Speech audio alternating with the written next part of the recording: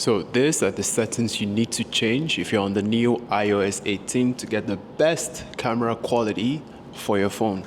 Now I'm using the 15 Pro, but this should still work if you're using 16 or 14. So let's get started. The first thing we're just gonna do is go to settings and change a lot of the default settings that comes with the camera option. So let's go to camera here and let's just run through all of this and select the best option. First thing is record video. I have mine at 4K 30. And this is probably the most used and the best option. Just put it at 4K 30. You can choose 4K 24 if you shoot talking head videos a lot, but if you shoot reels or you shoot for shorts on YouTube, just put it at 4K 30. Moving on to the next thing is PAL format. Now, unless you're in Europe, Asia, and some other countries, I think in South America, just leave this off. If you turn it on, you just get the option to use 25 frames per second, which not too much of a difference. If you don't know the differences between 24 frames and 25 frames, it's probably not for you. Enhanced stabilization, for sure you want this on. Your footage will get stabilized while you're shooting. Now, action mode, lower light.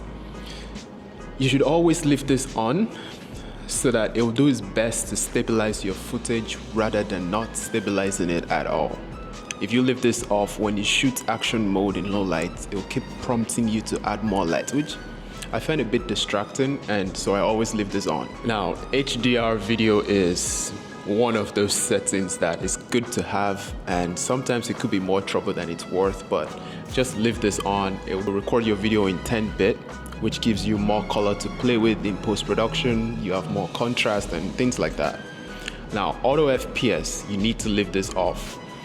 If you put this on, what it will do is if you're recording videos, sometimes it will try to optimize and go from 30 frames to 24 or go from 60 frames to 30. So if you don't want that, just leave it off and you can change your frame rate when you want.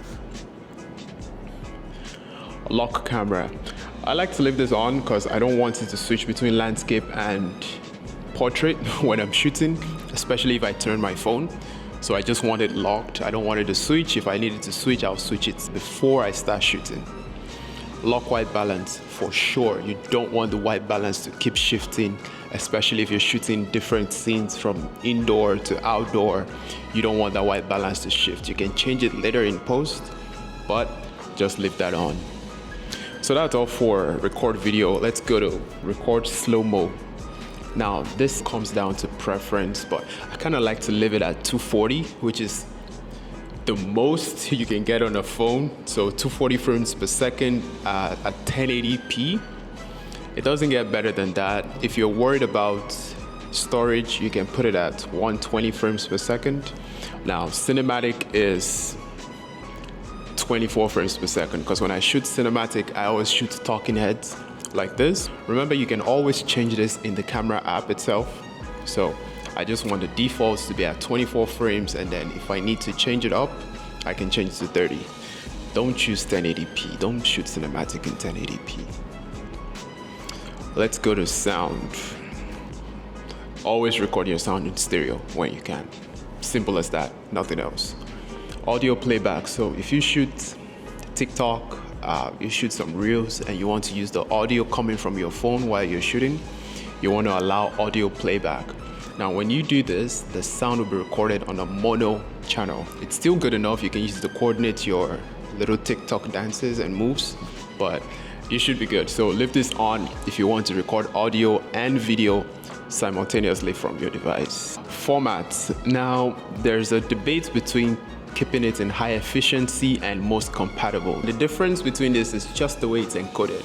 High efficiency uses HEVC, which is 265 encoding, and most compatible uses JPEG and MP4, which is 264. If you don't understand what this is, just leave it in most compatible and you will be good. You'll be able to play your video in most all devices. Photo mode. Now, if you don't have a Pro device, this is a 15 Pro, there may just be one option. So whatever options you have here, just pick the highest. 24 is the highest here for me, so I picked 24. Pro RAW and Resolution control. I would suggest you leave this on. This just allows you the max megapixels you can get from your photos, and when you're editing, it gives you the most information you can get in a photo. So your Pro default, give it Pro RAW max up to 48 megapixels. Now the drawback for this is your photos might be a bit larger, but if you edit in something like Lightroom, you get all of those, you get all of the colors, you get everything that you need to get a banger photo. So put it in the highest. Video capture. If you shoot in log, turn this on. If you don't shoot in log, leave this off. If you don't know what log is, this is not for you. So Apple ProRes, I shoot in log with my phone sometimes, so I like to leave this on, and ProRes encoding has to be log, which is kind of the most used format and it retains the most information. Here is a video shot in log, and here is when it's been color corrected. So log gives you this flat profile, looks a bit gray, and then you have freedom to color correct later in post-production. Moving on, preserve settings. Now this is probably one of the most important things that you want to pay attention to. So after you set up all of those nice fancy settings, you don't want it to reset back to default every time you open your camera app. So you want to preserve it every time you open your app. So my advice here is just turn everything on, and if you find you're changing a lot of things often, you can come back here and turn off some things that you don't want. So that's for that. Volume up for burst. I like this, but I don't use it often, but it's a good thing to have. If you hold up the volume button, you can take a lot of photos at once. Scan QR codes, absolutely turn this on. And show detected text, you want this on, absolutely. Now for composition, this is great, especially if you're serious about photography or videography.